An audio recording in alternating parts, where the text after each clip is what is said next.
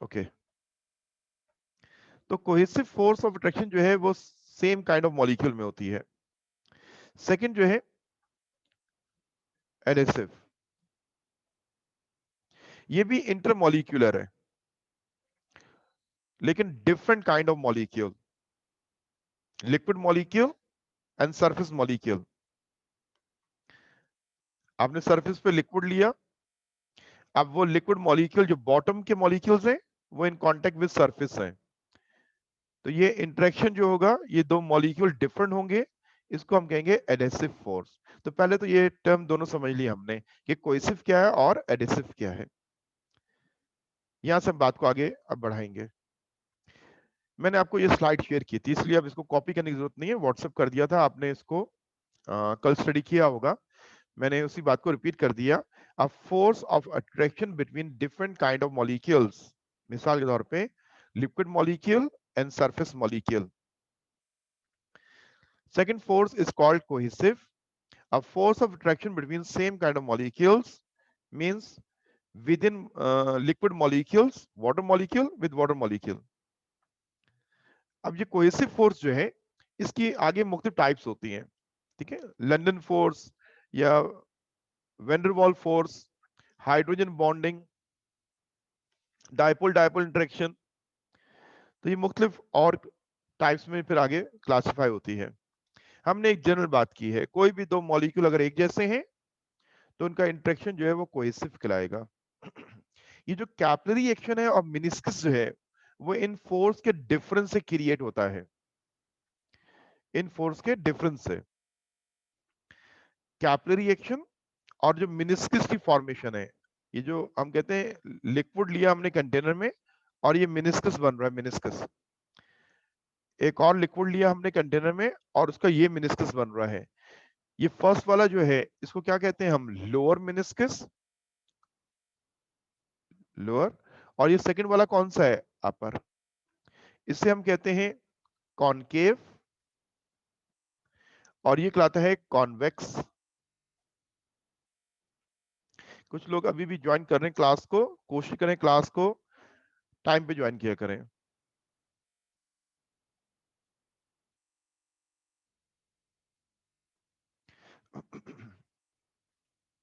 नहीं है, मैं नोट्स बेटा नहीं पढ़ा रहा हूँ, इसलिए नोट्स एक अलग चीज है, वो बाद में स्टडी करते हैं।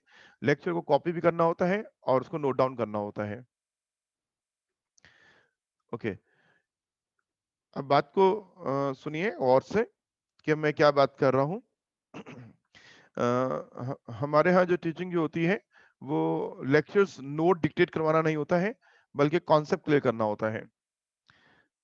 हम यहाँ बात कर रहे थे कि जो मिनिस्कस फॉर्म करते हैं लिक्विड, उसका कॉज क्या है और कैपिलरी रिएक्शन का कॉज क्या है, इन दो फोर्सेस का डिफरेंट होना। लोअर मिनिस्कस या कॉन्केव मिनिस्कस का बनता है when adhesive force is greater than cohesive.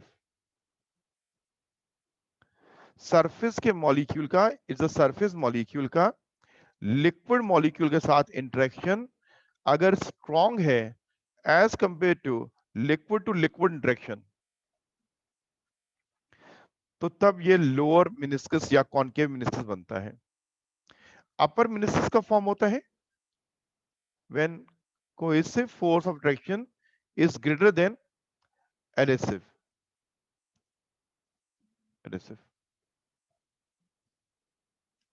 आइए इस बात को हम दोबारा डिस्कस करते हैं जो मैंने आपको कहा, और ये स्लाइड में मैंने जो स्लाइड शेयर की थी उसमें ये लिखा भी हुआ था। अब एक सवाल है, ये तीन सवाल हैं, इनका कॉज एक है, इसलिए मैं इनको एक साथ डिस्कस कर रहा हूं। हमने सवाल शुरू कहां से किया, लिक्विड की नेचर बता रहे हैं कि सरफेस को वेट करेगा या नहीं करेगा, तो वेटिंग लिक्विड्स की हम बात कर रहे हैं। जो लिक्विड सरफेस से कांटेक्ट करता है उसको वेटिंग लिक्विड कहते हैं, उसमें मिसाल वाटर की है। तो यही लिक्विड जो है हमेशा जब मिनिस्कस फॉर्म करेंगे किसी कैपिलरी ट्यूब के अंदर, टेस्ट ट्यूब के अंदर, तो वो कॉनकेव शेप का होगा या लोअर मिनिस्कस होगा। ये जो लिक्विड, जो वेटिंग लिक्विड्स हैं जिनका मिनिस्कस कॉनकेव होता है, ये कैपिलरी ट्यूब के अंदर हमेशा राइज कर जाते हैं। ये हमेशा राइज कर जाते हैं। अब मैं इसको एक एग्जाम्पल समझाता हूं। हम सपोज करते हैं कि ये हमारा एक कैपिलरी ट्यूब है और इसको मैंने एक कंटेनर में जो फिल्ड विद वाटर है उसमें मैंने प्लेस कर दिया। अब बात को समझने के लिए हमें मॉलिक्यूलर व्यू लेना पड़ेगा। मॉलिक्यूलर व्यू, इस कैपिलरी ट्यूब के अंदर भी लिक्विड मौजूद है और लिक्विड के मॉलिक्यूल्स यूं लेयर्स की फॉर्म में हैं।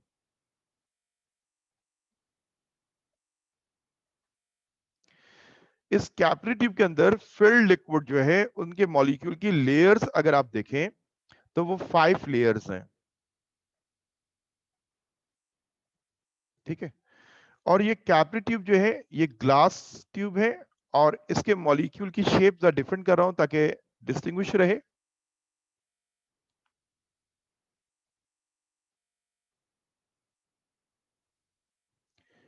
ये हमारा कैपिलरी ट्यूब जो है, ग्लास ट्यूब जो है, ये उसके मॉलिक्यूल हो गए।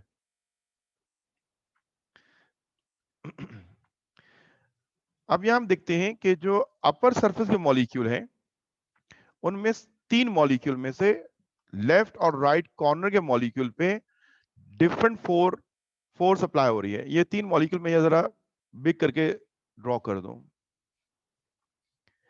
इन 3 मॉलिक्यूल में जो कॉर्नर के मॉलिक्यूल्स हैं वो कांटेक्ट विद सरफेस है,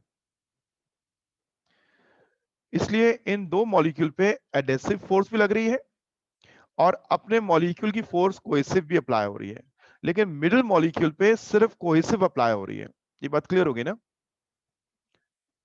ऊपर के 3 मॉलिक्यूल में जो सेंटर का मॉलिक्यूल है उस पर सिर्फ कोहेसिव फोर्स अप्लाई हो रही है क्योंकि उसके लेफ्ट पे भी उसी जैसा मॉलिक्यूल है और राइट पे भी वही लिक्विड मॉलिक्यूल है। लेकिन जो कॉर्नर के दोनों मॉलिक्यूल्स हैं उन पे कोहेसिव फोर्स है नीचे अपने मॉलिक्यूल की, साइड में अपने मॉलिक्यूल की, और कंटेनर से इन कांटेक्ट होने की वजह से एडेसिव फोर्स भी अप्लाई हो रही है। अब ये होगा कि एडेसिव फोर्स अगर स्ट्रांग है, हमने बात की है वेटिंग लिक्विड मीन वो सरफेस से कांटेक्ट करता है, इसका मतलब एडेसिव फोर्स स्ट्रांग है। इस एडेसिव फोर्स हम बात करें कि ये स्ट्रांग है, तो ये कॉर्नर का मॉलिक्यूल जो है, कॉर्नर का मॉलिक्यूल एडेसिव इंटरेक्शन होने की वजह से ऊपर मूव करने की कोशिश करता है। साइड का मॉलिक्यूल अट्रैक्ट किया हुआ है, ऊपर भी मॉलिक्यूल है, तो ये जो इससे कांटेक्ट में है तो ऊपर का मॉलिक्यूल इंटरेक्शन की वजह से ये इस मॉलिक्यूल को अपनी तरफ अट्रैक्ट कर रहा है। तो ये ड्यू टू अट्रैक्शन ये मूव करेगा और डिस्प्लेस होकर ऊपर जा रहा है, यहाँ ऊपर चला गया। इसी तरह राइट साइड का जो कॉर्नर का मॉलिक्यूल है ये भी डिस्प्लेस होकर ऊपर आ रहा है ड्यू टू एडेसिव फोर्स। तो ये दो मॉलिक्यूल जब ऊपर मूव करते हैं तो इन मॉलिक्यूल के साथ और मॉलिक्यूल जो है वो लिंक हुए हुए हैं। तो जब ये ऊपर मूव करेंगे तो ये जो लिंक्ड मॉलिक्यूल हैं उनको भी ड्रैग करके अपने साथ ऊपर लेके आ रहे हैं। तो एडेसिव फोर्स ज्यादा होने की वजह से एडेसिव फोर्स अपवर्ड लग रही है और कोहेसिव फोर्स जो है वो पुल कर रही है डाउनवर्ड। कोहेसिव, हम जरा इसको एक वैल्यू दे देते हैं, कुछ नंबर दे देते हैं ना। एडेसिव फोर्स जो है वो को मैंने नंबर 5 दे दिया और कोहेसिव फोर्स को अमाउंट मैंने 2 कर दिया। अब ये दोनों इक्वल नहीं है, 5 is greater then 2, adhesive is stronger than cohesive, इसलिए ये मॉलिक्यूल जो है अपनी जगह पे रेस्ट नहीं करेगा बल्कि एडेसिव फोर्स ज्यादा होने की वजह से अपवर्ड मूव कर जाएगा। जब ये मॉलिक्यूल ऊपर गया तो साथ वाले मॉलिक्यूल को भी इसने ड्रैग करके ऊपर लेके आया। अब यहाँ पे हम ड्रॉ करते हैं, पहले देख लीजिए, दोबारा काउंट कर लें कितनी लेयर्स हैं, 1 2 3 4 5। ये कॉर्नर के मॉलिक्यूल्स एडेसिव फोर्स की वजह से जब डिस्प्लेस हुए तो इसने अपने साथ वाले मॉलिक्यूल को भी साथ ड्रैग करके ऊपर लेके आया। तो ये लेयर अपवर्ड मूव कर रही है, इसकी बॉटम वाली लेयर उसकी जगह आ जाएगी, उससे नीचे वाली लेयर उसकी जगह आ जाएगी। तो ये सब लेयर जब ऊपर मूव करेंगी तो लास्ट लेयर में गैप आ जाएगा, तो साइड में से लिक्विड और अंदर आ जाएगा। अब जब ये लेयर ऊपर मूव करेगी तो आप देखिए कि लेयर्स कितनी नजर आ रही हैं आपको। पहले 5 थे, अब लेयर्स कितनी हो गई हैं, 6। तो इस कोहेसिव फोर्स के साथ लिक्विड का वेट जो है वो भी हमने कहा कि बढ़ गया है। पहले 5 मॉलिक्यूल्स थे लेयर्स के, अब 6 हैं। तो कोहेसिव के साथ एक और फैक्टर ऐड हो रहा है, वो वेट ऑफ द लिक्विड है, और मैंने उसको एक वैल्यू दे दी है 1। अब आप देखो कि जब ये लिक्विड राइज हुआ तो एडेसिव फोर्स 5 है, लेकिन कोहेसिव फोर्स के साथ एक डाउनवर्ड फोर्स और एक्ट कर रही है, वेट ऑफ द लिक्विड अभी कितना हो गया 3। तो 5 अभी भी 3 से ग्रेटर है, तो लिक्विड मजीद राइज करेगा। कब तक राइज करेगा? जब ये दोनों बैलेंस नहीं हो जाती हैं। हमने कहा लिक्विड और राइज कर गया, एक लेयर और मूव करवा दी मैंने, due to adhesive force molecule और ऊपर गए, तो वेट ऑफ द लिक्विड बढ़ गया। अब 1 + 1 एक और हमने ऐड कर दिया, कितनी फोर्स होगी डाउनवर्ड 4, और अपवर्ड कितनी है 5 है, अभी भी बैलेंस नहीं है। लिक्विड और राइज किया और ये लेयर मूव कर गई, वेट ऑफ द लिक्विड और इंक्रीज हो गया। अब डाउनवर्ड पुल कितना हो गया 5। तो यहां जाके लिक्विड का राइज होना बंद हो जाएगा। लेकिन कॉर्नर का मॉलिक्यूल जो है, कॉर्नर का मॉलिक्यूल एडेसिव इंटरेक्शन की वजह से वो ऊपर मूव तो करेगा, लेकिन वेट ज्यादा होने की वजह से लिक्विड को फर्दर राइज नहीं करेगा। इसलिए कॉर्नर के मॉलिक्यूल जो हैं वो ऊपर मूव कर रहे हैं और एक कर्व सरफेस बना रहे हैं। राइज क्यों हो रहा था? क्योंकि adhesive is greater than cohesive. और एट द एंड क्या हुआ? जो कॉर्नर के मॉलिक्यूल्स हैं, एडेसिव फोर्स होने की वजह से वो तो ऊपर मूव कर रहे हैं, लेकिन बाकी मॉलिक्यूल को अपने साथ ऊपर लेके नहीं जा सकते हैं। तो यूं ये लिक्विड तब तक राइज करता है जब तक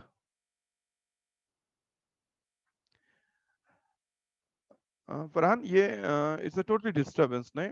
आपको अगर आवाज नहीं आ रही, आप एडमिन से कांटेक्ट करें ना। मैं इसको अभी चेक करवा लेता हूँ ना। आपको आवाज नहीं आ रही है, इस रिकॉर्ड लेक्चर पे जाइएगा।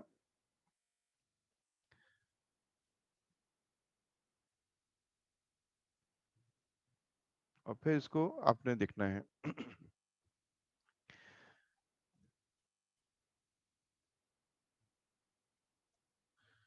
ये बात बेटा आपको क्लियर समझा दी है। बार बार ये रोज ये बात करना कि आवाज का इश्यू आपके घर के इंटरनेट कनेक्शन का मसला होता है ना। आपके अलावा मुझे अभी तक किसी ने नहीं कहा कि सर आपकी आवाज नहीं आ रही है, क्योंकि हमारा नेट स्टेबल है।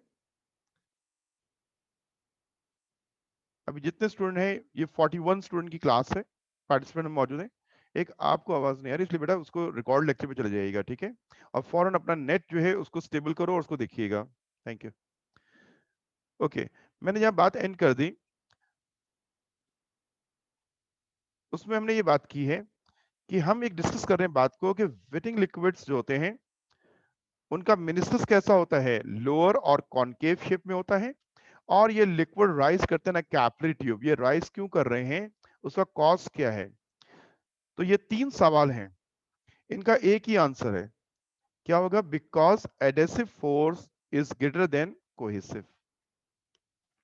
ये एक रीजनिंग क्वेश्चन है, एक्सप्लेनेशन इसमें नहीं आती है कि आप फिगर बना के मॉलिक्यूल को शो करोगे। नो, आपको इसका रीजन समझ में आना चाहिए कि जितने भी लिक्विड्स हैं, अब वो लिक्विड कौन सा है उसकी मिसाल भी ले लेते हैं। कौन सा लिक्विड ऐसा है जो कि एक वेटिंग लिक्विड है? तो इसमें वेल नोन लिक्विड जो है वो वाटर लिक्विड है। ठीक है, एग्जाम्पल क्या होगी इसमें? वाटर की। ठीक है, तो इसका रीजन क्या है? Why water is a wetting liquid? Because in water adhesive force is greater than cohesive. Why water form a concave meniscus? Because in water adhesive force is greater than cohesive. Why water rise in a capillary tube? Because in water adhesive force is greater than cohesive. Second question जो है वो है about non-wetting liquids. उनका meniscus जो surface होती है वो convex होती है, और वो उनका लिक्विड लेवल हमेशा इन अ कैपिलरी ट्यूब जो है फॉल हो जाता है। इसके लिक्विड की एग्जांपल अगर हम लेते हैं तो mercury. Mercury mercury is a non waiting liquid. आप किसी भी कंटेनर में वाटर डाल दें तो वाटर कंटेनर को वेट कर देगा। जब कंटेनर में से बॉटल में से वाटर बाहर निकालिए तो अंदर वाटर की कुछ ड्रॉप्स जो हैं वो कंटेनर या उस बॉटल की वॉल्स के साथ स्टिक होते हैं। कंप्लीट वाटर बाहर नहीं आता, कुछ ना कुछ लिक्विड के ड्रॉप्स अंदर रह जाते हैं। लेकिन मरकरी जब किसी बॉटल में लोगे और उसको आप ड्रॉप करेंगे, बाहर निकालेंगे, तो एक सिंगल ड्रॉप अंदर मौजूद नहीं होगा। मरकरी किसी फ्लोर पे गिर जाए तो मरकरी फ्लोर के साथ कांटेक्ट नहीं करता है, मरकरी अपने अपने मॉलिक्यूल्स को साथ में जोड़कर रख के मूव करता है। तो इसको हम कह रहे हैं नॉन वेटिंग लिक्विड। इसकी जो सरफेस होती है वो कॉन्वेक्स होती है और इसका level in a capillary tube जो है कोएसिव फोर्स ज्यादा होने की वजह से फॉल कर जाता है। तो इसका कॉज क्या होगा? Because cohesive force is greater than adhesive. ठीक है, एक फिगर से कॉन्सेप्ट क्लियर करने के लिए मैंने ये भी शेयर किया था आपको। अब जरा इसको जरा एक नजर देख लीजिएगा कि cohesive force adhesive force definition बेटा वही है, इसको दोबारा आप वहां पढ़ लेंगे, मैं उसको यहाँ पे आपको रीड करके नहीं सुना रहा। आपको सिर्फ एक व्यू दे रहा हूं कि आपको ये अंदाजा हो जाए कि कोएसिव फोर्स और एडेसिव फोर्स जो है उसका कॉज क्या होता है, डिफरेंट क्या होती है वो आपस में, और उसका मॉलिक्यूलर व्यू। हम पहले लेफ्ट साइड में वाटर को देखते हैं। ये इट्स अ वाटर, वाटर हमने लिया हुआ है इस पिक्चर में। तो ये मेनिस्कस जो है ये कौन सा बना हुआ है? कॉनकेव बना हुआ है, कॉनकेव। अब अंदर मॉलिक्यूलर व्यू को जरा देखिएगा कि यहाँ वाटर और ग्लास की जो फोर्स है दैट इज कॉल्ड एडेसिव। ये जो डॉट लाइन यहां दी हुई है ये ग्लास मॉलिक्यूल है और ये वाटर मॉलिक्यूल है, इनका आपस का इंटरेक्शन है, इसे हम कह रहे हैं एडेसिव। और ये है कोएसिव, वाटर मॉलिक्यूल का आपस में इंटरेक्शन जो होना। तो यहाँ पे ये वाटर का राइज होना क्यों है कि वाटर के मॉलिक्यूल इन ग्लास मॉलिक्यूल के साथ स्ट्रांगली इंटरेक्ट करते हैं, जिसकी वजह से ये अट्रैक्ट होते हैं ग्लास सरफेस की तरफ। इस वजह से ये लिक्विड राइज करता है। ठीक है, तो ये आंसर क्या था? Because adhesive is greater then cohesive. अब मरकरी का केस ले लो कि वहां पे मिनिस्कस कैसा है? कॉन्वेक्स है। मरकरी के मॉलिक्यूल्स का, मरकरी के एटम्स का आपस में इंटरेक्शन बहुत स्ट्रांग है। इस इंटरेक्शन स्ट्रांग होने की वजह से ये सरफेस की तरफ अट्रैक्ट नहीं हो रहे बल्कि इनवर्ड पुल हो रहे हैं। इसलिए इनकी सरफेस देखें, कर्व सरफेस कैसे हो रही है? इनवर्ड पुल होने की वजह से श्रिंक हो रही है। इसलिए कॉर्नर पे डिफरेंस इन अ फोर्स है, सेंटर में नहीं है। कॉर्नर पे ये जो वॉल है और उससे अटैच मॉलिक्यूल जो है इनका एडेसिव फोर्स और लिक्विड का आपस का कोएसिव। अब कोएसिव स्ट्रांग है तो और एडेसिव वीक है, तो ये मॉलिक्यूल सरफेस से इन कांटेक्ट नहीं रहेगा बल्कि अंदर की तरफ पुल हो जाएगा। इसलिए मरकरी होता है उसका सरफेस कैसा है? आप देखें वो कॉन्वेक्स है। तो mercury mercury is called cohesive और मरकरी का सरफेस से कांटेक्ट जो है वो ना होने के बराबर है। तो एडेसिव फोर्स यहाँ पे very weak, no adhesive force. इसलिए ये जो मरकरी जो है इसका जो लेवल है आप देखें वो कौन सा है? कॉन्वेक्स है। इस वाली फिगर को अब मैंने थोड़ा समझा दिया है, दोबारा मेरी क्लास के बाद मैंने व्हाट्सएप किया हुआ है, वहां से आप इसको देखिएगा। ठीक है, ओके। हमें यहाँ पे एक्सप्लेनेशन नहीं इन डिटेल देनी कुछ ऐसी, आपको सिर्फ रीजन समझना था का कॉज क्या था। तो एडेसिव और कोहेसिव फोर्स बेटा ये टर्म्स हमारी बुक में नहीं है, लेकिन रीजन आता है तो इसलिए फिर हमें करना पड़ता है। नूर आपको कुछ कहना है? अगर आपको कुछ कहना है तो चैट में कुछ लिख दीजिए।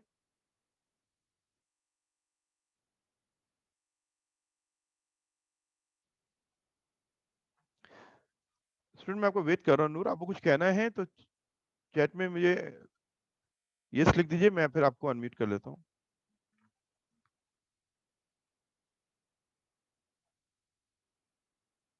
आपका हैंड रेज नजर आ रहा है मुझे कि बाय मिस्टेक हो गया है, इसलिए मैं आपसे पूछ रहा हूँ। नूर फातिमा मैं आपसे कह रहा हूँ।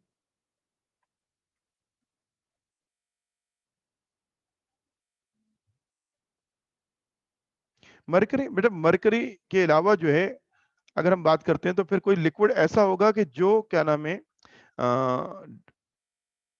इसमें हम मिसाल यूं लेते हैं जैसे वाटर ही है, वाटर, सॉरी,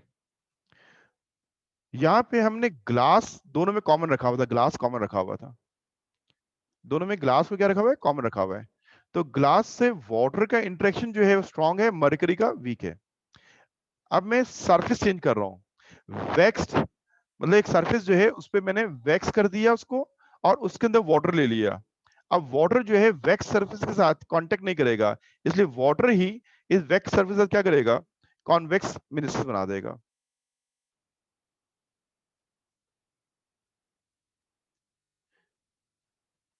ठीक है, तो लिक्विड्स में जो सरफेस का कांटेक्ट नहीं करते हैं उनमें जो एग्जाम्पल है वो सिर्फ और सिर्फ मरकरी की है।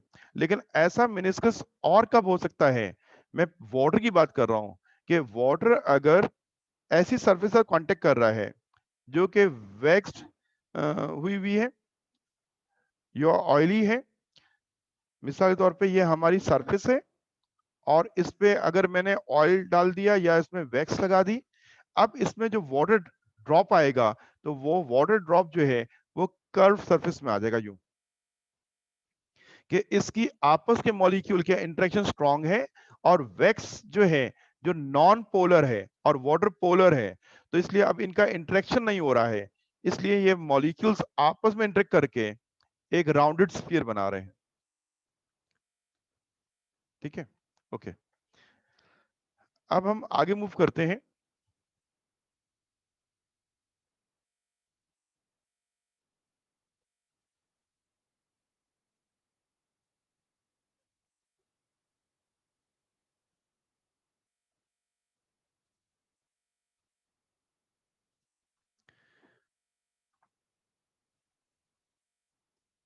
यार अपना माइक जरा अनम्यूट करो।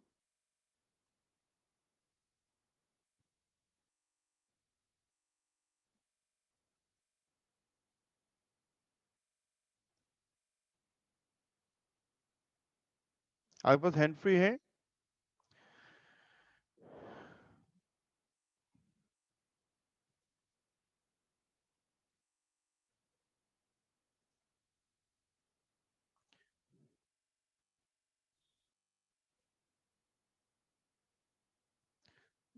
मैं आपको वेट कर रहा हूँ नूर, आपको मैं अनम्यूट कह रहा हूँ कि अनम्यूट करें अपने को, इस तरह बात कर लें।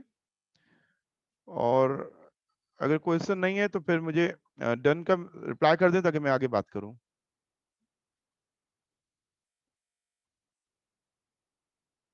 ओके बेटा, thank you.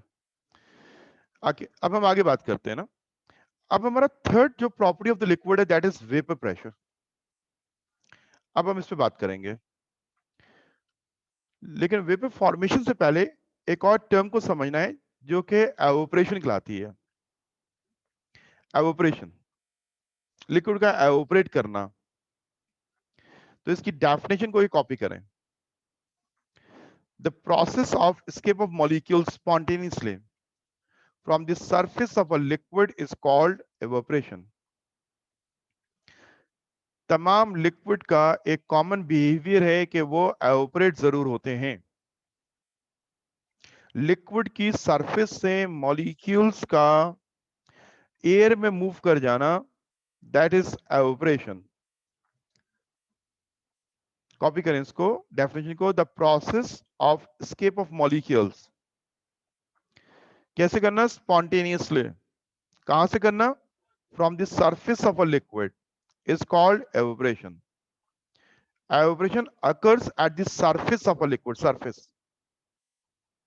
Evaporation is a spontaneous process. तमाम लिक्विड एवोपरेट जरूर होते हैं। जो लिक्विड क्विकली एवोपरेट होता है उन लिक्विड्स को हम वोलेटाइल लिक्विड्स कहते हैं। अब ये एक हेडिंग जो है इसको लिख लीजिए।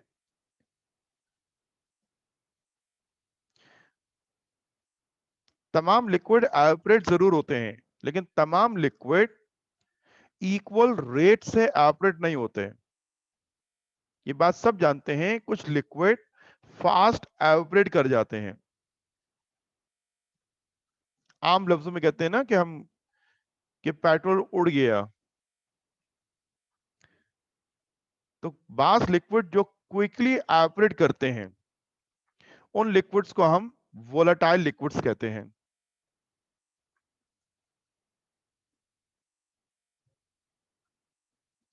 वो लिक्विड्स जो क्विकली एवापोरेट करते हैं। अब डिफिनेशन क्या है? अब क्विकली एवापोरेट करने वाले लिक्विड कौन कौन से हैं? उसमें एग्जांपल में अगर हम बात करते हैं अल्कोहल, इसी तरह हम देखते हैं petrol, ether, mostly organic solvents are volatile liquids. Volatile liquid को डिफाइन करना है, इसकी डेफिनेशन लिखिएगा। Liquids having low boiling point are called volatile liquids. कौन से लिक्विड हैं जो फास्ट एवापोरेट करते हैं? यस नूर, ये मरकरी भी एवापोरेट होता है, because mercury is also a liquid. Her liquid evaporate जरूर होता है, लेकिन रेट ऑफ एवापोरेशन सबका डिफरेंट होता है। मरकरी का रेट ऑफ एवापोरेशन स्लो है, इसलिए mercury is not a volatile liquid. Volatile liquid की पहचान क्या है? जिसका लो बॉइलिंग पॉइंट हो, लो बॉइलिंग पॉइंट। ठीक है, water is not a volatile liquid. Water को वोलेटाइल लिक्विड नहीं कहूंगा मैं। वाटर का बॉइलिंग पॉइंट कितना होता है? 100। अब 100 से जिनका बॉइलिंग पॉइंट लेस है उनको हम वोलेटाइल लिक्विड्स कंसीडर करते हैं। जैसे मैंने अल्कोहल कहा, अल्कोहल, अल्कोहल का बॉइलिंग पॉइंट जो है 78 डिग्री सेंटीग्रेड। तो यहाँ पे पहले ये टर्म्स टर्म्स हैं जिन्हें हमें समझना है।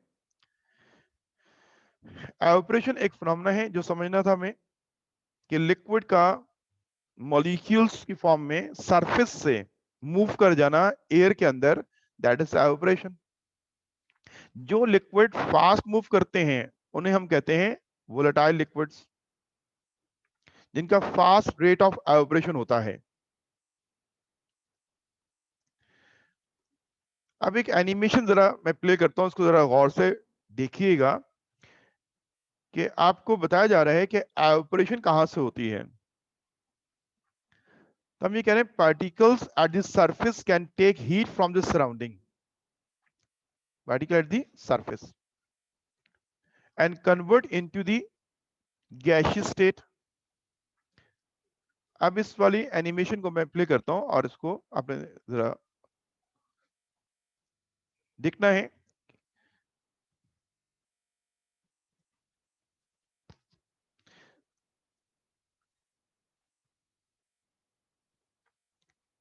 ये फर्स्ट लेयर जब एवापोरेट हुई तो सेकंड लेयर खुद ब खुद तैयार हो जाती है एवापोरेट होने के लिए, और ये प्रोसेस चलता रहता है जब तक पूरा लिक्विड ड्राई ना हो जाए।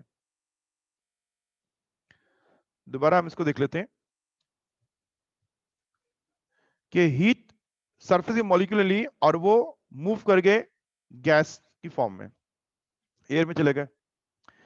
फर्स्ट लेयर जब मूव करती है तो उसके बाद नेक्स्ट लेयर एक्सपोज हो जाती है सरफेस पे, और फिर वो मूव कर जाती है, और फिर बॉटम लेयर मूव कर जाती है, इसलिए लिक्विड पूरा ड्राई हो जाता है। तो evaporation takes place from the surface of the liquid. Yes बेटा, जो आप कह रही है मुझे, वो वोलेटाइल लिक्विड है। यस, उसके अंदर ईथर होता है ना, तो वो वोलेटाइल लिक्विड है। ठीक है, ओके। एवोपरेशन कहां से होती है? सरफेस से। इस एनिमेशन से आपको इसको एक आइडिया मैंने दे दिया। अब थोड़ी सी हम आगे बात करेंगे कि एवोपरेशन जो है वो कौन से मॉलिक्यूल करते हैं,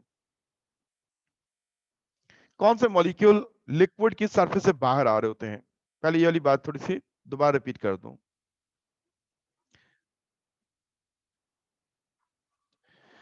हम सपोज करते हैं कि ये कंटेनर है, उसमें लिक्विड मौजूद है, और मैं लिक्विड के फ्यू मॉलिक्यूल्स ले लेता हूं। मैंने टोटल यहाँ पे 9 मॉलिक्यूल्स ले लिए, 9 मॉलिक्यूल्स। सरफेस के मॉलिक्यूल जो हैं उनकी जो काइनेटिक एनर्जी है उनको एक वैल्यू दे रहा हूं 3। मिडिल लेयर के मॉलिक्यूल्स हैं उनकी काइनेटिक एनर्जी जो है वो 2 है और बॉटम लेयर के मॉलिक्यूल्स की काइनेटिक एनर्जी कितनी है 1। अब जरा एवरेज निकालें इस लिक्विड में मॉलिक्यूल्स की एवरेज काइनेटिक एनर्जी क्या है। तो इन सबका सम अप करें, टोटल एनर्जी निकालें कितनी आ रही है। इन सबका सम अप करें और टोटल बताएं क्या आएगा।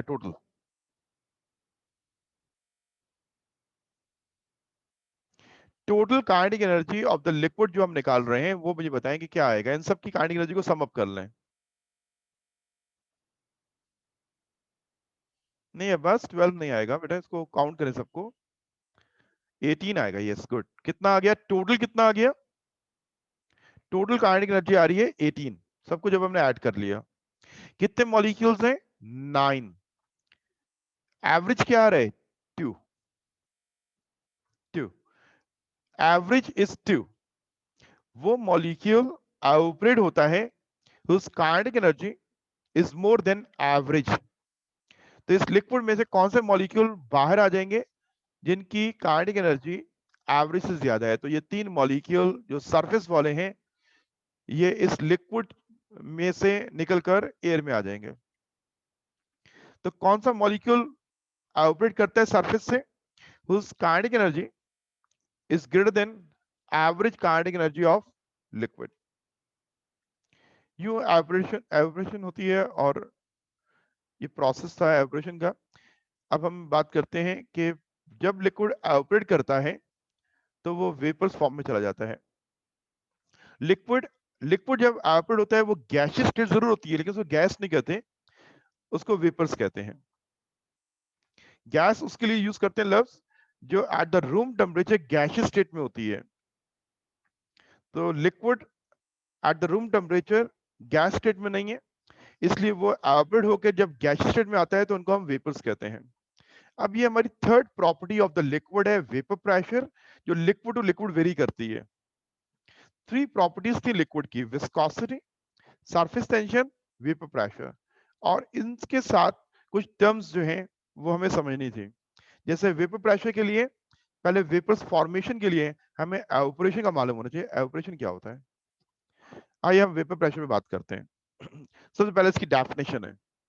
इस डेफिनेशन को आप लिखिए, थोड़ा टाइम दूंगा ताकि आप इसको लिखें भी।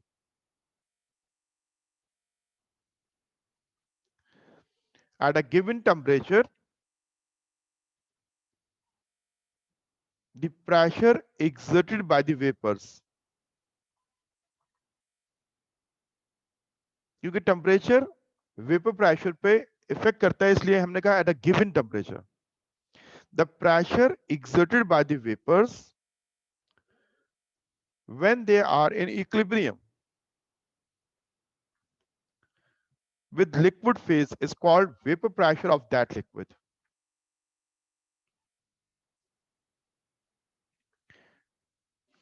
pressure exerted by the vapors,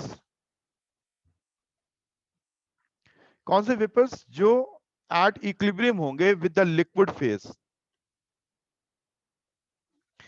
कुछ वैल्यूज देके मैं जरा बात को समझाता हूं।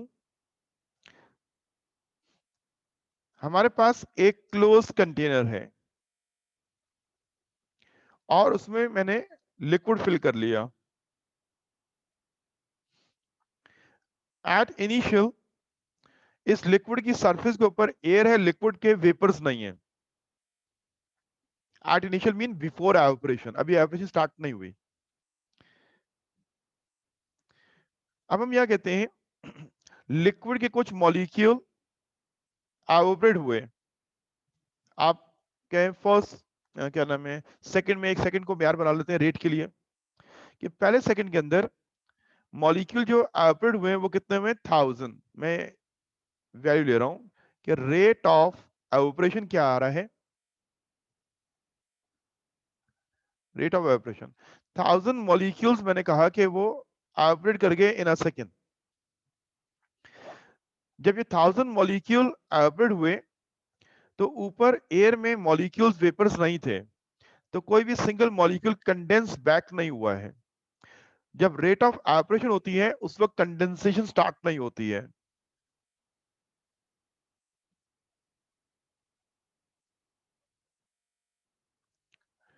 उसके बाद कंडेंसेशन स्टार्ट नहीं होती है, उससे पहले नहीं होती है।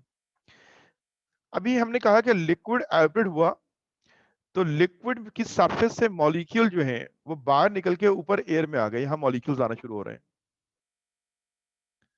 तो मैंने एक अमाउंट दिया कि फर्स्ट सेकंड में 1000 मॉलिक्यूल एवपोरेट हुए, तो कंडेंसेशन कितनी हो रही है इस वक्त? नील। अब आफ्टर 1 सेकेंड लिक्विड की सरफेस के ऊपर वेपर्स मौजूद है, कितने मौजूद है? 1000। ये ऊपर वेपर्स 1000 मौजूद है और नीचे लिक्विड के बहुत सारे ज्यादा मॉलिक्यूल्स मौजूद हैं। नेक्स्ट इंस्टेंट में हम कहते हैं कि मजीद मॉलिक्यूल एवपोरेट होते हैं। अब कितने एवपोरेट होते हैं?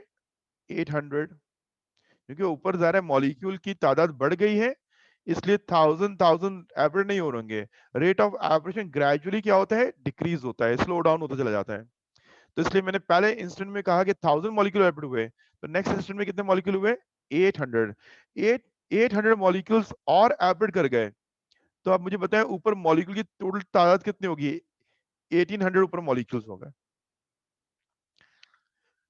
लेकिन जब 800 मॉलिक्यूल्स एवपोरेट हो रहे थे ना, 800 मॉलिक्यूल्स एवपोरेट हो रहे थे, तो ऊपर 1000 मॉलिक्यूल में से चंद मॉलिक्यूल कंडेंस हो रहे होंगे, क्योंकि मॉलिक्यूल फ्री मूव कर रहा है और वो मॉलिक्यूल आगे कोलाइड करता है सरफेस ऑफ द लिक्विड से और उसमें डिप कर जाता है। इसको हम कंडेंसेशन कहते हैं कि लिक्विड बैक हो रहा है, वेपर्स बैक हो रहे हैं।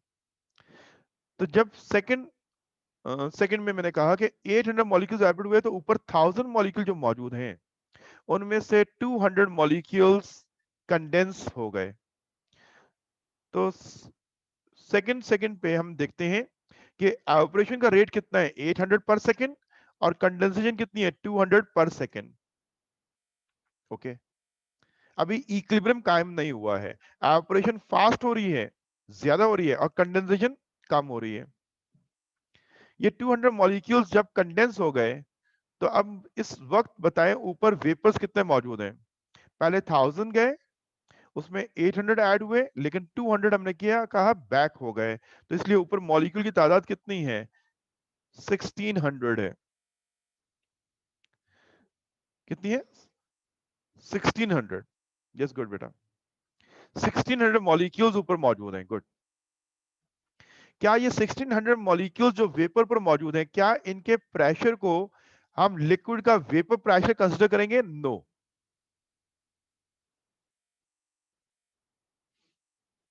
ये नीचे बेटा लिक्विड मौजूद है ना, लिक्विड लिक्विड ये लिक्विड में लातादाद मॉलिक्यूल्स हैं, उनमें से चंद मॉलिक्यूल 1000 पहले सेकंड में एवपोरेट हुए, अगले सेकंड में उन बहुत सारे मॉलिक्यूल में से कुछ और एवपोरेट हुए। पूरा लिक्विड एक साथ एवपोरेट नहीं करता है, सरफेस से चंद मॉलिक्यूल जाते हैं, फिर और मॉलिक्यूल जाते हैं, यूं आहिस्ता आहिस्ता एवपोरेशन चलती रहती है और लिक्विड ड्राई हो जाता है इन अ ओपन कंटेनर। ये मैं कह रहा हूं क्लोज कंटेनर, कि वो वेपर्स जो ऊपर मौजूद है वो कंटेनर से बाहर नहीं निकल रहे हैं, वो इस लिक्विड की सरफेस के ऊपर गैस की फॉर्म में मूव कर रहे हैं।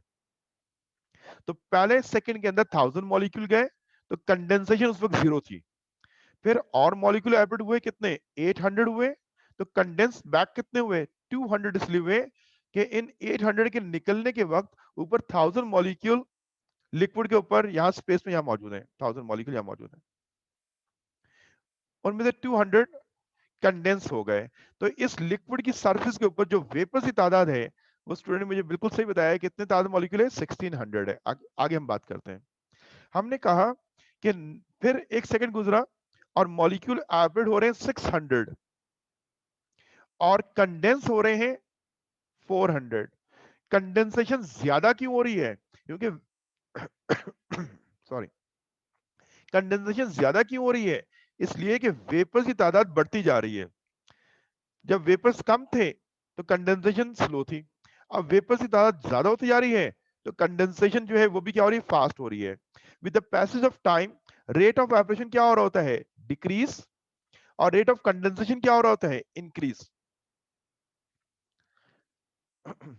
ओके, अब मुझे बताइए कि इस इंस्टेंट में क्या इक्विलिब्रियम कायम है? ऑपरेशन और कंडेंसेशन का स्पीड बराबर है? नो, बराबर अभी भी नहीं है।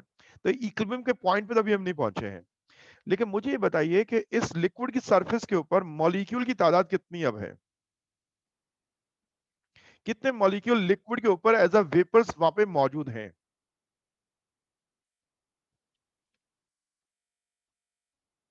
Yes, good. कितने मौजूद हैं? पहले देखें 1000 थे, ठीक है, फिर कितने हुए? 1600 हुए, अब कितने हो गए? आपने कहा 1800 वेपर्स हो गए। मजीद मॉलिक्यूल और एड होते हैं 500, और कंडेंस में कितने होते हैं?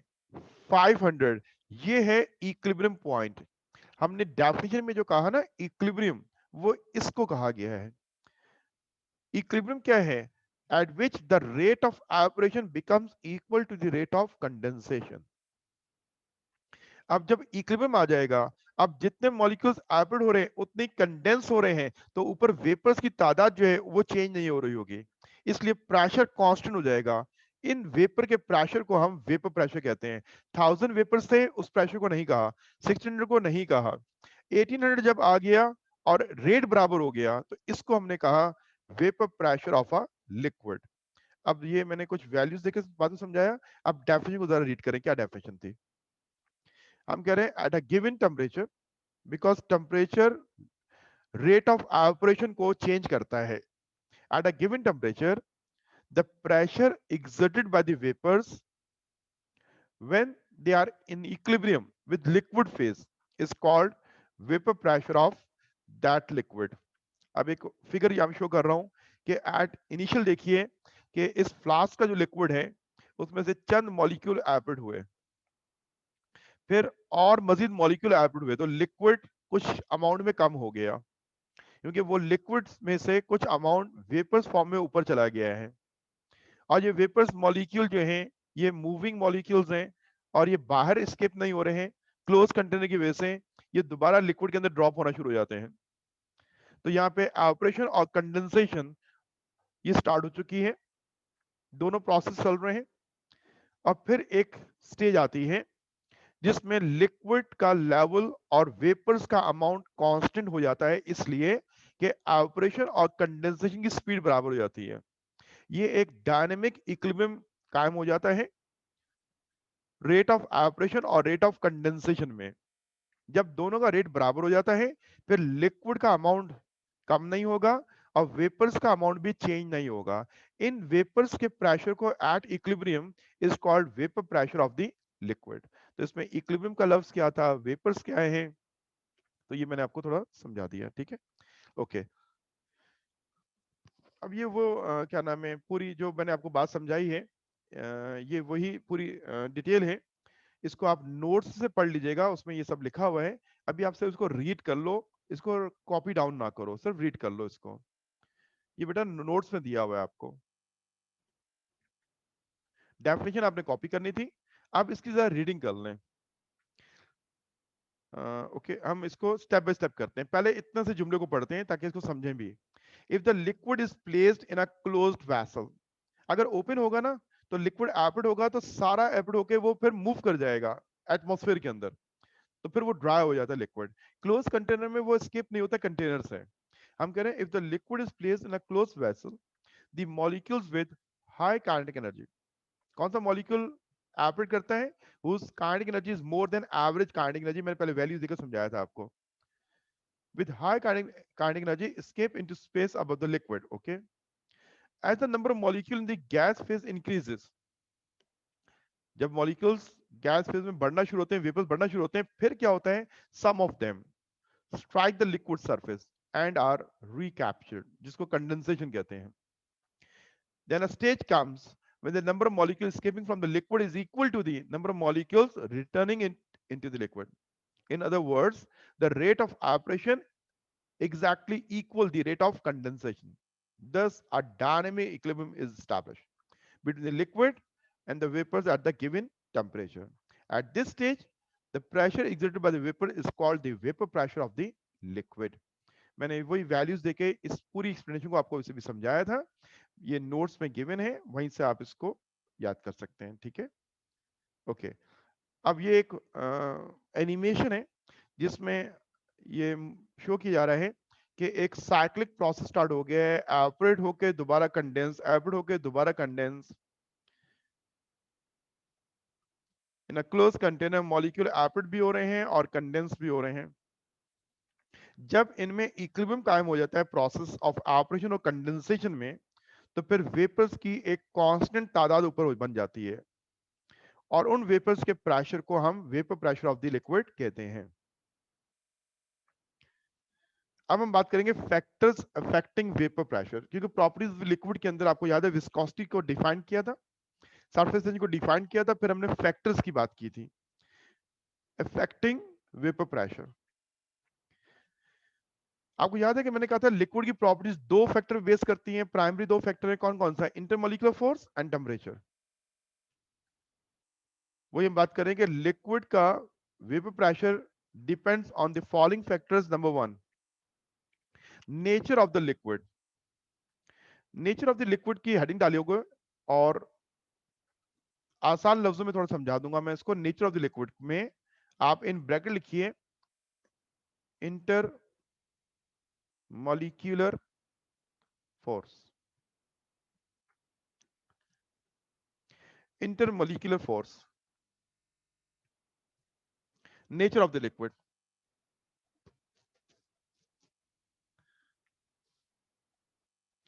अब नेचर ऑफ द लिक्विड को मैं जो आसान अंदाज लिखवाना चाह रहा हूं वही आप लिखें इसको। हम ये कह रहे हैं liquids having weak intermolecular forces possess high vapor pressure।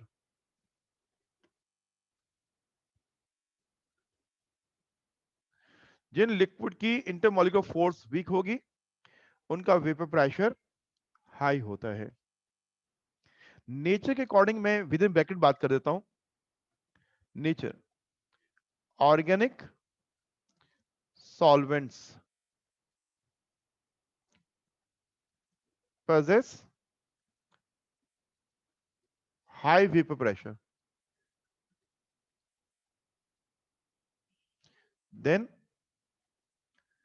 inorganic solvents।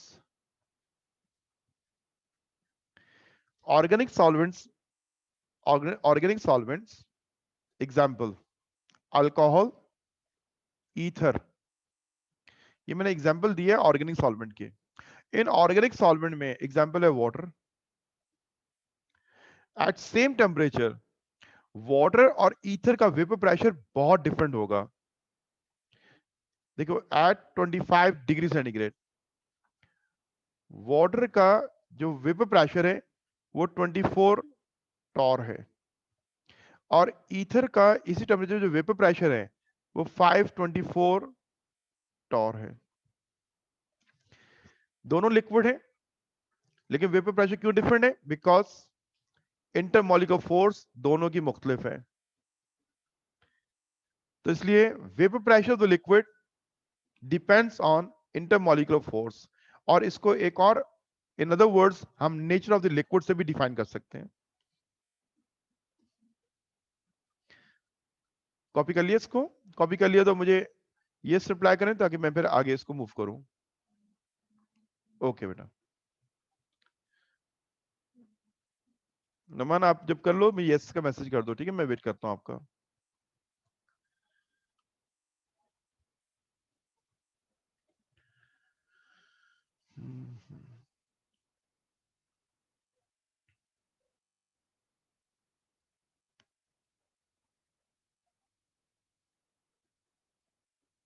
Okay बेटा, मैं वेट कर रहा हूँ। जब कर लें आप मुझे डन का मैसेज कर दें या यस, तो फिर मैं आगे मूव करूंगा। मैं वेट कर रहा हूँ आपका।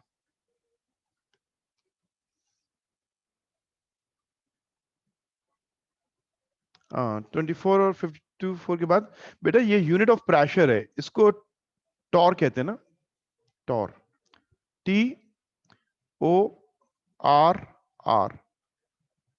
प्रेशर।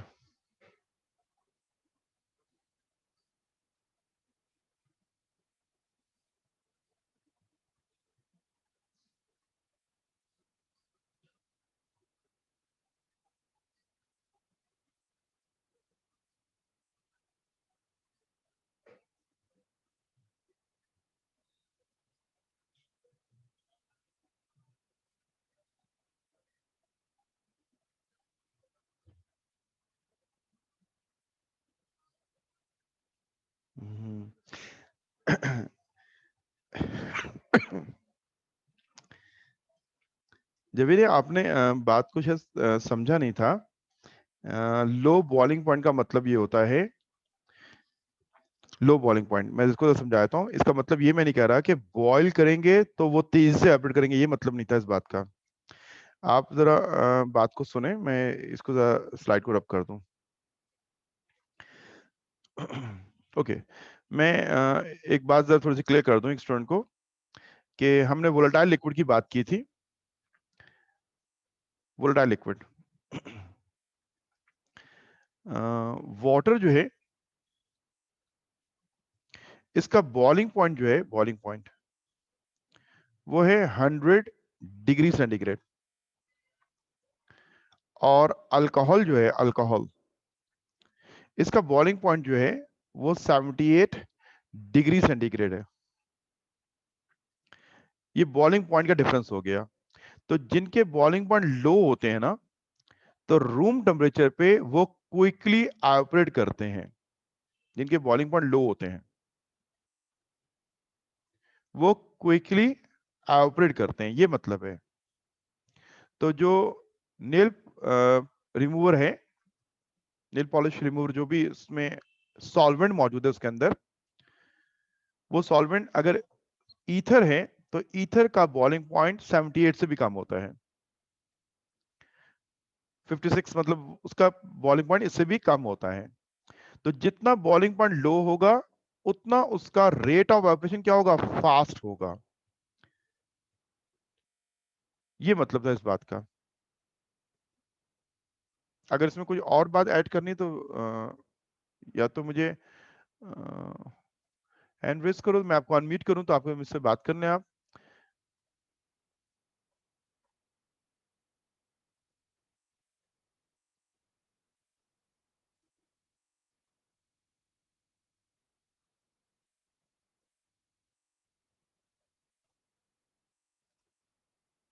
ओके, थैंक यू बेटा, क्लियर होगी बात, आगे चलते हैं।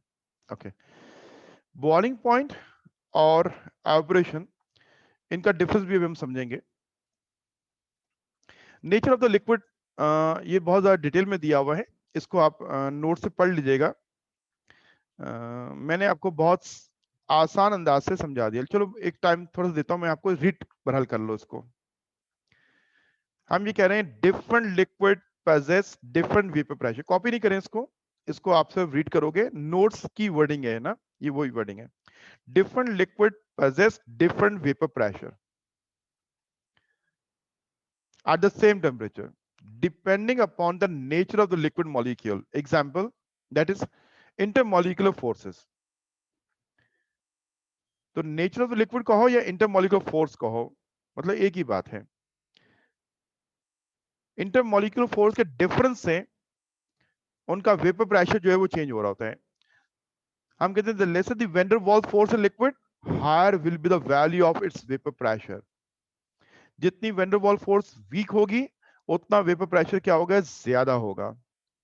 On the other hand, if a liquid is composed of molecules which are strongly bound, then it will have least tendency to vaporize. Such liquid have low value of vapor pressure. For example, the vapor pressure of ether is 545 torr, while that of water is 24 torr at 20 degree centigrade. Water की value कितनी है, 24, और मैंने ether की 524 शायद लिखवाई होगी, उसको सही कर लीजिएगा, 545 वैल्यू है ईथर की। इसलिए ईथर जो है वो लो टेम्परेचर बॉयल कर जाएगा। अब यहाँ पे एक और फिगर देखिएगा कि यहां हम बता रहे हैं कि वाटर का वेपर प्रेशर 24 है और अल्कोहल का वेपर प्रेशर जो है वो कितना है 65 और ईथर का वेपर प्रेशर कितना है 545। ये तीनों का वेपर प्रेशर डिफरेंट क्यों है? क्योंकि इन तीनों में इंटरमॉलिक्यूलर फोर्स का डिफरेंस है। इंटरमॉलिक्यूलर फोर्स जिस लिक्विड की स्ट्रांग होती है उसका वेपर प्रेशर क्या होता है? हाई होता है। जिसकी इंटरमॉलिक्यूलर फोर्स वीक होती है उसका वेपर प्रेशर क्या होता है? हाई होता है, सॉरी, ज्यादा वेपर प्रेशर होता है। और जिसकी इंटरमॉलिक्यूलर फोर्स स्ट्रांग होती है उसका लो वेपर प्रेशर है। ओके, अब हम बात करेंगे temperature. Second factor is temperature. Temperature is directly proportional to vapour pressure. आप टेम्परेचर इंक्रीज करेंगे टेम्परेचर तो vapour pressure of the liquid जो है ये भी क्या होगा? इंक्रीज होगा। क्योंकि नंबर ऑफ मॉलिक्यूल्स जिनकी काइनेटिक एनर्जी है उनकी तादाद में इजाफा हो जाता है। जब हम टेम्परेचर बढ़ाते हैं तो average kinetic energy liquid molecule increase हो जाती है, जिससे वेपर प्रेशर क्या होगा? इंक्रीज हो जाएगा। इसको कुछ वैल्यूज देके हम बात कर लेते हैं अब, और बॉइलिंग पॉइंट को भी यहां क्लियर करते हैं। देखिए, एक कंटेनर में मेरे पास वाटर है और दूसरे कंटेनर में मैं अल्कोहल ले लेता हूं। अल्कोहल। अभी हम बात करते हैं रूम टेम्परेचर 25 डिग्री सेंटीग्रेड की बात करते हैं। 25 डिग्री सेंटीग्रेड पे वाटर का वेपर प्रेशर जो है, ज़रा ये इनऑर्गेनिक है, intermolecular force strong, hydrogen bonding पाई जाती है। हाइड्रोजन बॉन्डिंग अल्कोहल में होती है लेकिन वीक होती है as compare to water. 25 degree centigrade पे वाटर का वेपर प्रेशर जो है वो हम सपोज करते हैं कि 30 टॉर है और अल्कोहल का वेपर प्रेशर जो है वो 180 torr. Liquid to liquid vapour pressure vary करता है। It depends on the intermolecular force. अब टेम्परेचर 25 है और वाटर का वेपर प्रेशर कितना है 30 और अल्कोहल का 180। हमने टेम्परेचर को इंक्रीज कर दिया, हमने टेम्परेचर कर दिया 50 डिग्री सेंटीग्रेड। ये मैं हाइपोथेटिकल वैल्यूज लिखूंगा, एक्चुअल वैल्यूज नहीं है, ताकि बात को समझे हम। हमने कहा कि टेम्परेचर बढ़ाया तो एवरेज काइनेटिक एनर्जी मॉलिक्यूल्स बढ़ गई, वेपर प्रेशर, वेपर्स फॉर्मेशन बढ़ गई, वेपर्स मॉलिक्यूल बढ़ना शुरू हो गए। अल्कोहल के ज्यादा वेपराइज हो रहे हैं और वाटर कम हो रहा है। टेम्परेचर आपने इंक्रीज किया तो वाटर का वेपर प्रेशर इंक्रीज हो गया और ये हो गया 260 टॉर। अल्कोहल का वेपर प्रेशर भी इंक्रीज हो गया और ये हो गया 540 टॉर। लिक्विड के ऊपर एटमॉस्फेरिक प्रेशर जो है वो 760 टॉर होता है। एटमॉस्फेयर का प्रेशर 760 टॉर है और ये लिक्विड वेपराइज हो रहा है। इनका जो प्रेशर है वो मैं यहां वैल्यूज दे रहा हूं कि 50 डिग्री सेंटीग्रेड पर वाटर का वेपर प्रेशर 260 है और अल्कोहल का कितना है 540। आपने टेम्परेचर और इंक्रीज कर दिया, आपने टेम्परेचर कर दिया 78 डिग्री सेंटीग्रेड। वाटर का वेपर प्रेशर इंक्रीज हो गया और हमने कहा कि ये इंक्रीज होकर 590 टॉर हो गया। अल्कोहल का भी इंक्रीज हो गया और ये हो गया 760 टॉर। 760 टॉर। 78 डिग्री सेंटीग्रेड पे जाकर अल्कोहल का vapour pressure becomes equal to the external pressure 760। ये आ गया बॉइलिंग पॉइंट ऑफ अल्कोहल। अब लिक्विड एवपोरेट होने के साथ अब बॉइलिंग स्टार्ट करेगा। Boiling boiling point is the temperature at which vapour pressure becomes equal to external pressure। Water boil क्यों नहीं कर रहा? क्योंकि उसका वेपर प्रेशर कितना है 590 और एक्सटर्नल के इक्वल नहीं हुआ। आपने और लिक्विड को हीट किया, अब आ गया temperature 100 degree centigrade. At 100 degree centigrade water का वेपर प्रेशर हो जाता है 760 टॉर, जो कि एक्सटर्नल के इक्विवेलेंट है। Now at 100 degree centigrade water starts boiling, और at 100 degree centigrade alcohol exist नहीं करेगा, क्योंकि आफ्टर बॉइलिंग लिक्विड एग्जिस्ट नहीं करते हैं। ये हम देख रहे हैं कि टेम्परेचर इंक्रीज हो रहा है तो वेपर प्रेशर भी क्या हो रहा है, इंक्रीज। और फिर एक टेम्परेचर पे वेपर प्रेशर जब एक्सटर्नल के बराबर होता है तो ये उस लिक्विड का बॉइलिंग पॉइंट आ जाता है, इसको हम बॉइलिंग पॉइंट कहते हैं। ये हाइपोथेटिकल वैल्यूज से मैंने ये टर्म को समझाने की कोशिश की है, ठीक है। अब हम आते हैं कुछ रीजनिंग क्वेश्चन में। हमारा पहला रीजनिंग क्वेश्चन है, operation is a cooling process. Operation is a cooling process. मेरी फर्स्ट एग्जांपल को दोबारा देखिएगा कि मैंने एक कंटेनर में लिक्विड के 9 मॉलिक्यूल्स शो किए थे ना, और उनकी एवरेज काइनेटिक एनर्जी जो हमने निकाली थी वो 2 आई थी। मैं दोबारा इनकी वैल्यूज देता हूं, 3 3 3, और इनकी वैल्यू हम 2 और इनको 1 ले रहे हैं। तो टोटल काइनेटिक एनर्जी कितनी है, 18, मॉलिक्यूल्स कितने हैं, 9, तो एवरेज क्या आ रहा था, 2। ये मॉलिक्यूल्स जो हाई काइनेटिक एनर्जी के मॉलिक्यूल्स हैं, ये सरफेस से बाहर आ गए, एवापोरेट कर गए और वेपर फेज में आ गए, तो रिमेनिंग लिक्विड जो है वो कम हो गया, ये लिक्विड कम हो गया। इन सरफेस मॉलिक्यूल के निकलने के बाद आफ्टर एवापोरेशन जो रिमेनिंग मॉलिक्यूल्स हैं वो कितने हैं, 6 रह गए। बिफोर एवापोरेशन कंटेनर में 9 मॉलिक्यूल्स हैं, आफ्टर एवापोरेशन इन 3 के जाने के बाद रिमेनिंग मॉलिक्यूल्स जो है वो कितने रह गए, 6। हमें ये समझना है कि एवापोरेशन का रिजल्ट जो है वो कूलिंग होता है। तो भाई ये मॉलिक्यूल 3 एवापोरेट कर गए, अब इसके रिजल्ट में इस लिक्विड का टेम्परेचर क्या लेस हो गया है उसको जरा देखते हैं। तो जो रिमेनिंग मॉलिक्यूल 6 हैं उनका अब टोटल एनर्जी मालूम करें कितना होगा, 2 + 2 + 2 कितना, 6 7 8 9। अब टोटल कितना आ रहा है, 9 आफ्टर एवापोरेशन टोटल, और मॉलिक्यूल्स कितने रिमेनिंग है, 6। आप डिवाइड करें आपका आंसर क्या आएगा, 1.5। ठीक है, 9 डिवाइड बाय 6, तो हमने एक एवरेज वैल्यू निकाल ली, और एवरेज वैल्यू कितनी आ रही है, 1.5। बिफोर एवापोरेशन एवरेज था 2, आफ्टर एवापोरेशन एवरेज कितना हुआ, 1.5, and the average kinetic energy is called temperature. आप देखिए टेम्परेचर की वैल्यू कम हो रही है, एवरेज काइनेटिक एनर्जी कम हो रही है, टेम्परेचर कम हो रहा है, तो हमने कहा कि evaporation results cooling, evaporation is the cooling process. अब इसको दोबारा देखिए, इस फिगर को जरा गौर से देखिएगा। When water molecule escape the surface of liquid, water molecule जो लिक्विड वाटर की सरफेस से एस्केप करते हैं, they leave behind molecule with less kinetic energy. जैसे मैंने अभी वैल्यू देके आपको समझाया कि 9 में से हाई काइनेटिक एनर्जी मॉलिक्यूल जब बाहर चले गए तो रिमेनिंग मॉलिक्यूल की एनर्जी उन 3 से कम थी। This result is a net cooling of the liquid.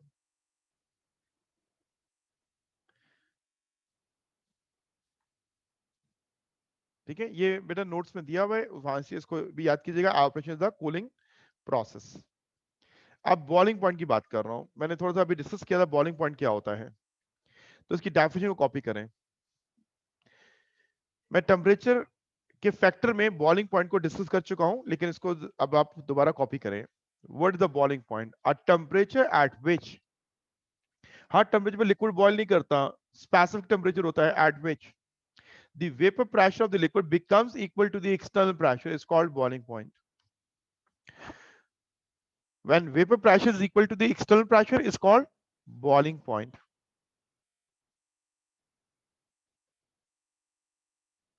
A temperature at which vapor pressure of liquid becomes equal to the external pressure is called boiling point. Boiling point depends on external pressure.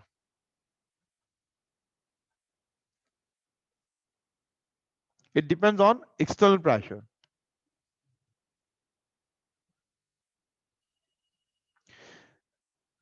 यहां हम कहते हैं कि sea level पे external pressure of the atmosphere is 760 torr. At sea level हम बात कर रहे हैं कि ये 760 टॉर है, और किसी भी हिल स्टेशन पे चले जाएं तो वहां एटमॉस्फेरिक प्रेशर जो है वो लेस होगा। सपोज यहाँ पे एक्सटर्नल प्रेशर जो है वो 730 टॉर है।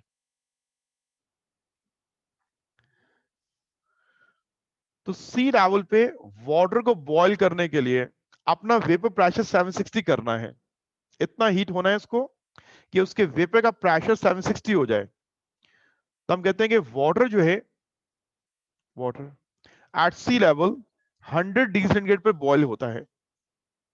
एट सी लेवल कहां बॉईल हो रहा है? एट 100 डिग्री सेंटीग्रेड, क्योंकि एट 100 डिग्री सेंटीग्रेड वाटर का वेपर प्रेशर 760 टॉर होता है, वेपर प्रेशर, जो कि इस एक्सटर्नल के बराबर है। इसलिए 100 पे जाकर वाटर बॉइलिंग करता है।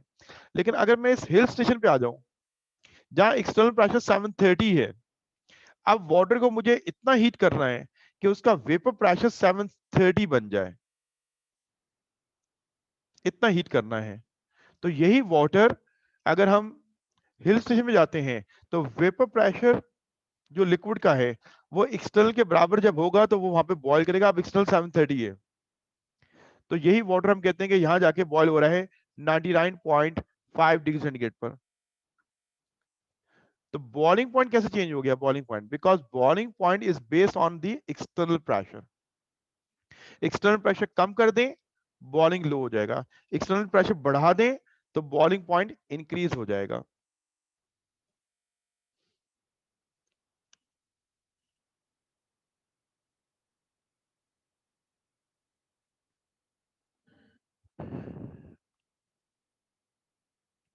अगर इसका ऑडियो सुनाई में नहीं आ रहा आपको, तो मैं फिर ये भी आपको क्या नाम है व्हाट्सएप कर दूंगा वीडियो।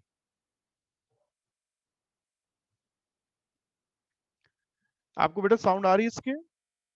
जरा मुझे रिप्लाई कर दें। ओके, नहीं आ रही ना? ओके ठीक है, फिर इसको ड्रॉप करते हैं। मैं ये आपको व्हाट्सएप कर देता हूँ अभी क्लास के बाद, ठीक है? ठीक है, इसको ड्रॉप कर दें, फिर इस वीडियो को हम ड्रॉप कर देते हैं।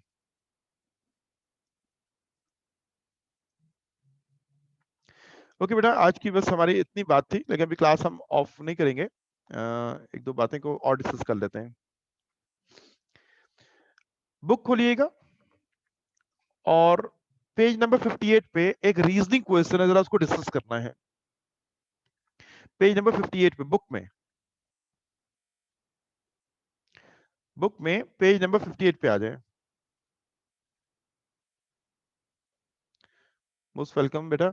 मैंने भी क्लास ऑफ नहीं की है। मेरा एक आखिरी रीजनिंग क्वेश्चन है कि लिक्विड का टॉपिक आज इंशाल्लाह हमारा एंड होने वाला है, और मैं ये जो last video about the boiling point है ये आपको शेयर कर दूंगा। एक आखिरी रीजनिंग क्वेश्चन है, उसको हम डिस्कस कर लें। पेज नंबर 58, बुक का पेज नंबर 58 पे हम बात कर रहे हैं।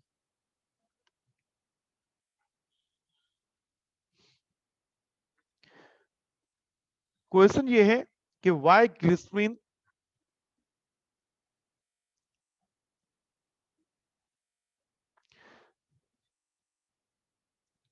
Distil at reduce pressure. Glycerine जो है वो हमेशा डिस्टिल की जाती है एट रिड्यूस प्रेशर, क्यों? नॉर्मल पे नहीं की जाती है, नॉर्मल पे नहीं की जाती है।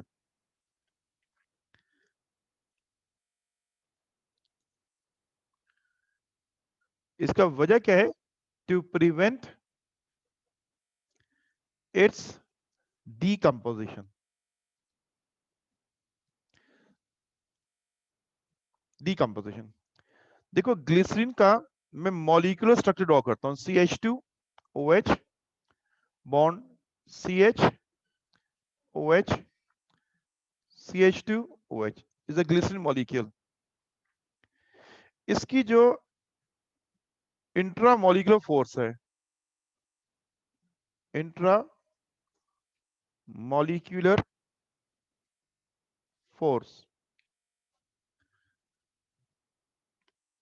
और इंटरमॉलिक्यूलर फोर्स,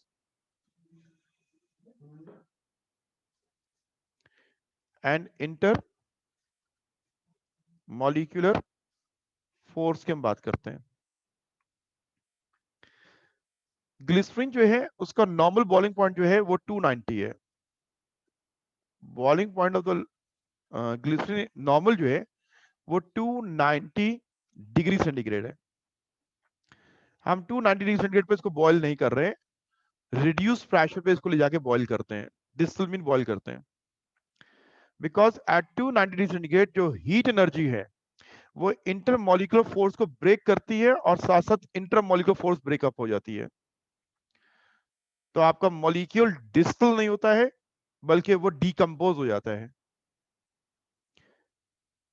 देखिए वाटर की अगर बात करता हूं कि वाटर का बॉइलिंग पॉइंट क्या है, वाटर का बॉइलिंग पॉइंट है 100 डिग्री सेंटीग्रेड।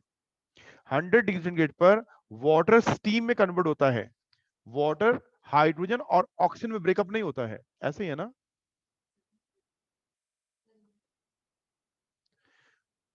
वाटर जो है 100 डिग्री सेंटीग्रेड पर बॉयल होता है लेकिन डीकंपोज नहीं होता।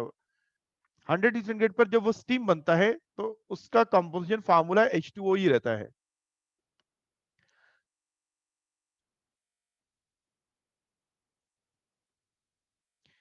ठीक है, वाटर का बॉइलिंग पॉइंट जो है वो क्या है, 100 है, उस पे वो वाटर जो है डीकंपोज नहीं हो रहा है। अब ग्लिसरीन जो है इसका बॉइलिंग पॉइंट है 290।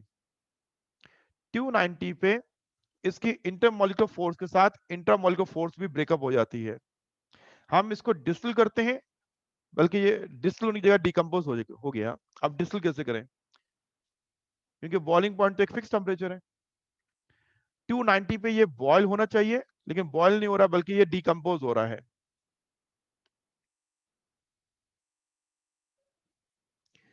बॉयल नहीं हो रहा बल्कि ये डीकंपोज हो रहा है। अब हम ये करते हैं कि इस लिक्विड का एक्सटर्नल प्रेशर रिड्यूस करते हैं, एक्सटर्नल प्रेशर, क्योंकि boiling based on external pressure. इसका एक्सटर्नल प्रेशर जो है अगर हम रिड्यूस करके 50 टॉर कर दें एक्सटर्नल, तो मुझे अब ग्लिसरीन को हीट इतना करना है कि उसका वेपर प्रेशर ओनली 50 टॉर हो जाए, तो वो बॉइलिंग स्टार्ट कर देगा। अब 290 पे हीट नहीं करना, क्योंकि मैंने एक्सटर्नल प्रेशर को रिड्यूस कर दिया लिक्विड का 50। अब मुझे उतना हीट करना है कि इसका वेपर प्रेशर जो है वो 50 टॉर क्रिएट हो जाए। तो 210 डिग्री सेंटीग्रेड पर ग्लिसरीन का वेपर प्रेशर बनता है 50, जो रिड्यूस प्रेशर के बराबर हुआ। Now at 210 it starts boiling without decomposition.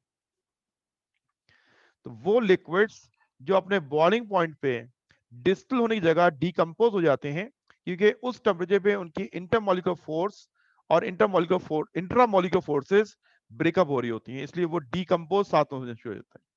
तो ग्लिसरीन की मिसाल है कि इसको हम नॉर्मल बॉइलिंग पॉइंट से डिस्टिल नहीं करवाते बल्कि रिड्यूस प्रेशर पे डिस्टिल करते हैं। अब जो last paragraph of page number 58, page number 58 का लास्ट पैराग्राफ, उस पूरे को रीड करो। It may be pointed out that, मेरे पास बुक मौजूद है सामने, आप भी बुक सामने रखें और उस पूरे पैराग्राफ को रीड करें। ये एक आखिरी रीजनिंग क्वेश्चन था इस लिक्विड के टॉपिक का। नेक्स्ट क्लास में इंशाल्लाह हमें सॉलिड स्टार्ट करना है, लेकिन मैं वेट कर रहा हूं, आप उसको रीड कर लें और आपका इसमें कोई सवाल हो तो मुझसे पूछ लीजिए। आप डन का जब मैसेज कर देंगे और जिन्होंने पढ़ लिया वो डन कह के वो क्या क्लास से लीव कर सकते हैं। मुझे बस आपको एक ही वीडियो बॉइलिंग पॉइंट की आज शेयर करनी है, बाकी इंशाल्लाह क्लास हमारी नेक्स्ट वेडनेसडे को होगी सेम टाइमिंग पे और हम सॉलिड स्टार्ट करेंगे। बेटा torr is a unit of pressure, ठीक है, torr is a unit of pressure. Pressure के यूनिट्स में एक यूनिट यूज करते हैं एटमॉस्फेयर और यूज करते हैं हम सॉरी टॉर। एटमॉस्फेयर और टॉर में क्या रिलेशन है, 1 atmosphere is equal to 760 Tor.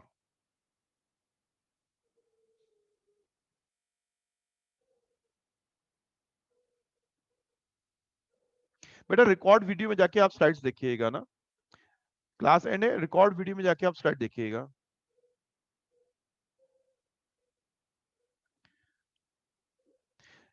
1 atmosphere is equal to 760 torr.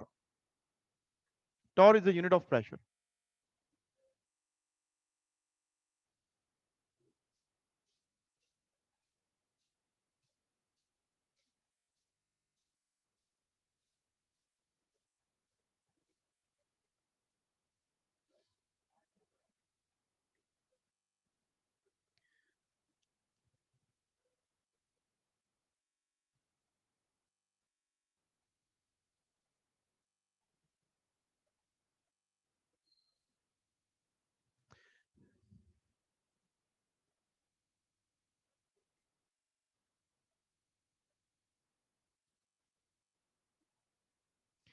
बेटा ओपन कंटेनर में जब लिक्विड के मॉलिक्यूल्स एवपोरेट हो रहे होते हैं तो वो सरफेस के ऊपर मौजूद होते हैं और एयर की प्रेशर की वजह से वो वहीं रहते हैं। लेकिन जब एयर ब्लो होती है तो फिर ये मूव कर जाते हैं बाहर। एयर ब्लो होती है जब।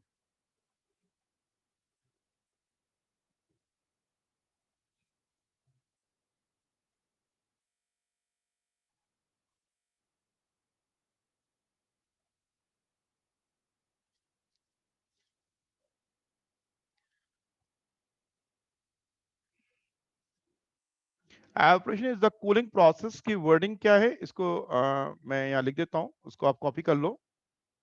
Evaporation is the cooling process, the escape of high energy molecules,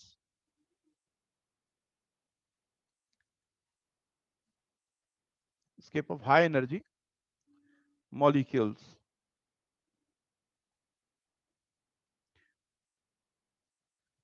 lowers the average kinetic energy of the remaining molecules। ठीक है, results in cooling of a liquid। Main cause बेटा ये है, evaporation is the cooling process क्या है, high energy molecule का liquid में से निकल जाने से एवरेज काइनेटिक एनर्जी का कम हो जाना, कूलिंग।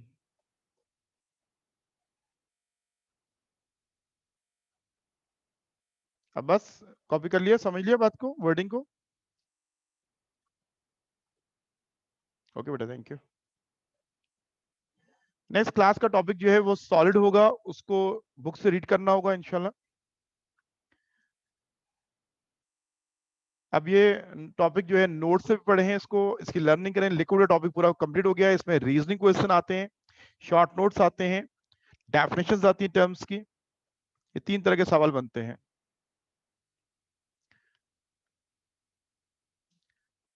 ओके स्टूडेंट, अल्लाह हाफिज।